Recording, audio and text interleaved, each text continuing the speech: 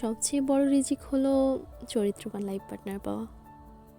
Toxic, characterless কিংবা যে নিজেকে হারিয়ে ফেলেছে সময়ের স্রোতে বা ক্ষণিকের এই দুনিয়াতে, টাকা, ডিগ্রি যে কিছুর জন্যই হোক, সেই মানুষটাকে আর চাওয়ার মানে হয় না।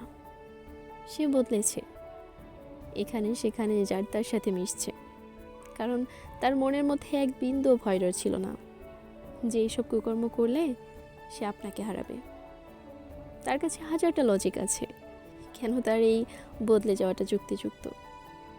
যে কোনো পরিস্থিতিতেই কারো চরিত্র বদলে গেছে মানে সে সামনেও বদলাতে পারে, আর একবার যে বদলায় সে আর কখনো ঠিক হয় না। তাই আপনার সকল প্রার্থনা থাকবে একজন চরিত্রবান লাইফ পার্টনার পাওয়া। ভালোবাসা ছাড়াও মানুষ জীবন পার করে দেয়, কিন্তু ক্যারেক্টারলেস মানুষের সাথে আপনি থাকলে জাস্ট ধ্বংস হয়ে যাবেন। তাই তাদের কথা ভাবা যাবে না।